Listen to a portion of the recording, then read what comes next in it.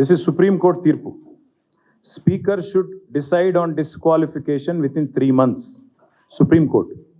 So Kadiyam Srihari గారి పదవి ousting guarantee, Danam Nagender గారి పదవి ఊస్టింగ్ గ్యారంటీ. తప్పకుండా ఇద్దరి కూడా జరుగుతుంది. ఇంకెవరోళ్ళు కండువా వేసుకుంటారో వాళ్ళందరిది కూడా జరుగుతుంది. ఆ 2 చోట్ల ఉప ఎన్నికలు పక్కా వస్తాయి. గన్పూర్లో వస్తుంది తప్పకుండా మీకు 1000%. దాంతోపాటు మన ఖైరతాబాద్లో కూడా ఉప ఎన్నిక ఖాయం. ఇది నాది కాదు, మీకు పంపిస్తాను, చూసుకోండి, చదువుకోండి. నేను చెప్పడం కాదు, ఇది సుప్రీంకోర్టు చెప్పిన తీర్పు. మీకు మొత్తం కాపీ ఇస్తాను. ఇంకొక మాట, మార్చి 18 నాడు మా శాసనసభ్యులు అందరు కూడా పోయి దానం నాగేందర్ గారిని డిస్క్వాలిఫై చేయాలని స్పీకర్ గారిని కలిసాం మార్చి 18 నాడు.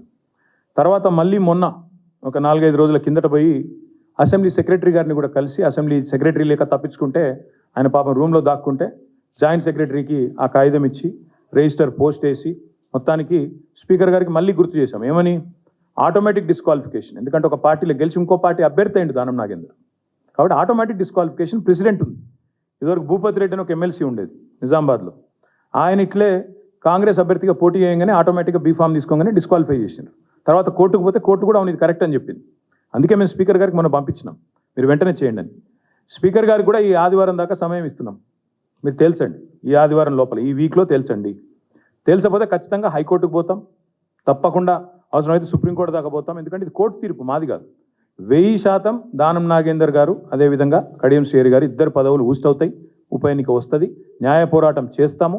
ఈ ఆదివారం దాకా స్పీకర్ గారికి మేము కూడా మా పార్టీ తరఫున గడువిస్తాం.